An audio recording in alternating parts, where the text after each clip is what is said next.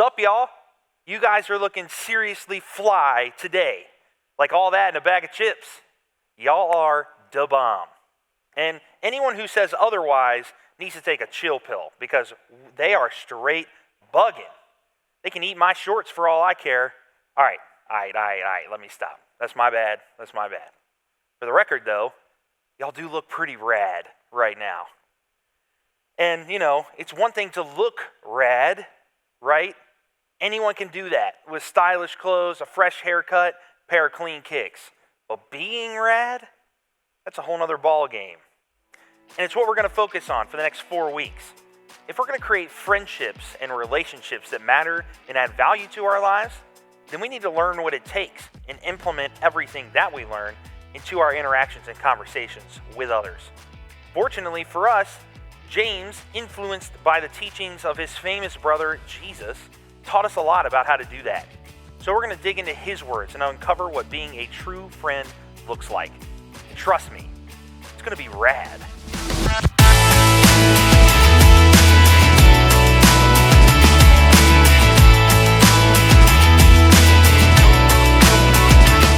Let's tackle our first topic by checking out a couple of clips from one of the great 90s shows of all time, Fresh Prince. If you've never seen this show, I feel bad for you. It's not only one of the best 90s shows, it's one of the best TV comedies of all time. And I'm sure it's streaming somewhere, so indefinitely borrow somebody's Netflix password and check it out. And if anyone asks, you don't know me. In short, Fresh Prince revolves around Will, a young adult who moves from his home in Philadelphia to Bel Air in order to escape negative influences and hopefully find better ones. Over the course of the show, Will's uncle, Phil, becomes his most important influence. And because of this, Will always wants Uncle Phil's attention. And in a desperate attempt to get it, he does this. Wait a minute. Now you wait 1 minute, Uncle Phil. Now, I didn't want to have to do this, but you brought this on yourself.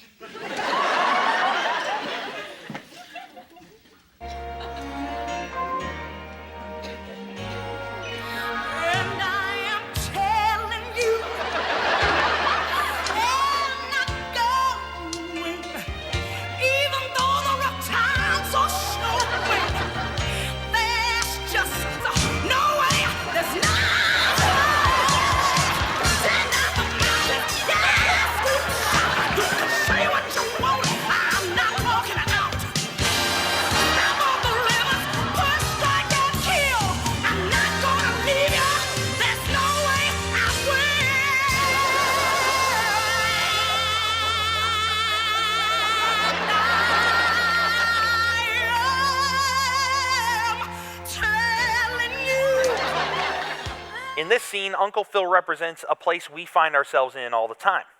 He was distracted. He had a ton of other things on his mind, and right there, Uncle Phil struggled to listen. And as a result, Will felt like he wasn't being heard, which is what naturally happens when others don't listen well, or we don't listen well.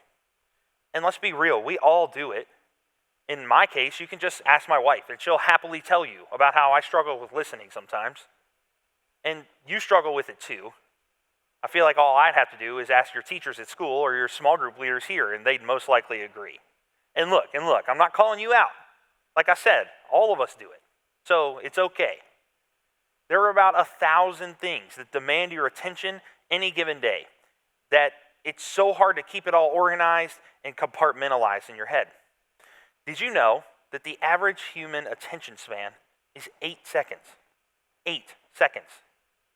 Clearly, we have a listening problem.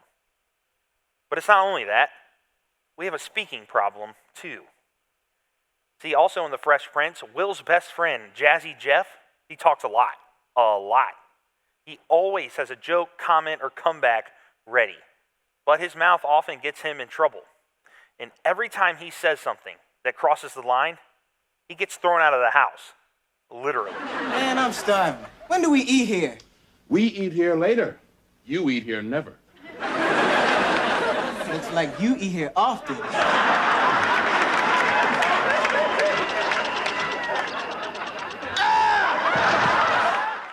This is a recurring gag on the show, and while it's pretty funny, it points to another problem that we all have. We're so quick to speak. You don't have to go very far online to find people who talk about things way before they've tried to listen. This past week, many of you mentioned that one of the things you've been dealing with this summer is cyberbullying. And if I can get serious for a second, I really hate that for you. It was really only becoming a thing when I was coming up and becoming an adult, but today I see it everywhere online. And my heart breaks that you have to deal with it. Do whatever you can to not let it get to you. It's not worth your time or energy to entertain silly words from strangers online. But listen, if you are the cyberbully, cut it out now. This short-lived sense of dominance and pride you feel afterwards, it's only a cover-up for your insecurities and weak-mindedness. And we can see it from a mile away. But I digress. Cyberbullying, among other things like shallow relationships, are only some of the byproducts of our propensity to speak first. But it doesn't have to be this way. James, who I mentioned earlier, gives us a very simple roadmap that'll lead us to more intentional, lasting friendships when he says this: "My dear brothers and sisters, take note of this.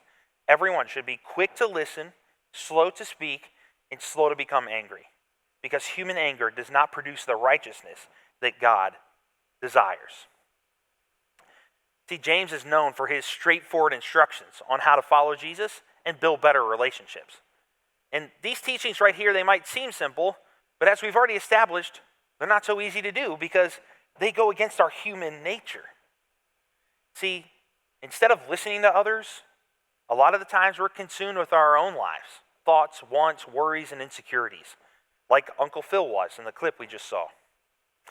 Or instead of being careful with our words, we say things that cause hurt and pain, or try to show others that we're smarter than them or more right, like cyberbullies do. Instead of managing our emotions wisely, we let our feelings of defensiveness, frustration, and anger control how we treat people. But James reminds us that this isn't what God says is right or righteous. It's certainly not loving. James tells us we have to be quick to listen, slow to speak, and slow to get angry. But how do we do that? How do we go against what we naturally want to do and lean into what's better and more honoring of God? I think there are a lot of potential answers here, but I'm going to focus on one that enables us to tackle all three of these things at the same time. If we want to be quick to listen, slow to speak, and slow to get angry, we have to practice what's called active listening. Active listening. See, this active listening is when we participate in a conversation, a group, or a lesson by listening in a way that seeks understanding. I hope you heard that. We listen in a way that seeks to understand. See, because the truth is, normally if we do listen to somebody, we're almost always doing it passively. And what I mean is we're not really absorbing the words that are coming our way. Sometimes we're already thinking about the next thing we're going to say before the other person is finished. And this is especially true in arguments or heated discussions. That's not active listening. Active listening shows that you actually care about what a person is saying. It shows respect to the person who's speaking, which makes them more likely to feel comfortable and vulnerable around you over time. And even if you disagree with everything that they're saying, the respect you've shown them by listening will make them respect you too. More important than any of that, though, active listening reflects the image and attitude of God. Scripture tells us repeatedly that God hears us when we speak to him. One passage that makes it abundantly clear is 1 John 5:14 that says this: "This is the confidence we have in approaching God, that if we ask anything according to his will, he hears us." So if we really want to reflect just one of the most amazing things about God to others, we can do that by actively listening. And what's extra awesome about all of this is, by actively listening, we're almost forced to do the other two things James talks about well. See, because we can't be quick to speak when we're so busy actively listening. You get it? We're also much less likely to get angry because we've taken time to understand where someone is coming from, regardless of how much we agree or disagree. And of course, James isn't saying we can never speak or never get angry. Jesus, who practiced all of these things perfectly, definitely spoke a lot and got angry on occasion too.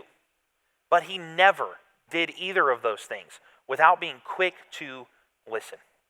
And that is what's going to help us build RAD relationships. So I'm going to leave you with a few practical ways you can implement active listening into your life, starting right now. See, in your small group time, you'll have an opportunity to practice what I'm about to say with your peers. And I really hope you'll take it seriously. It may be awkward at first, especially if you get paired with somebody you don't know, but it'll always be worth it. So, when you actively listening, be sure you first listen with your heart. See, listening is more than just passively hearing someone speak, as we talked about a moment ago. It's caring about what someone is saying, genuinely. See, we know we're truly listening when their words move from just our ears to our hearts, like we care. The second thing is listen with your mind. See, it's easy to let your mind wander when someone else is talking. So practice paying close attention to their words. Don't miss what they're saying because you're thinking about what you're going to say next. Third is listen with your body. And I know this might sound weird to you, but hang with me. I really think this one's important, and we don't talk about it enough, especially for you. Put your phone down. Look people in the eye when they speak. Lean forward, lean in, and nod sometimes like you're tracking with them. Because if you're doing the first two, you will be tracking with them. So let them see it.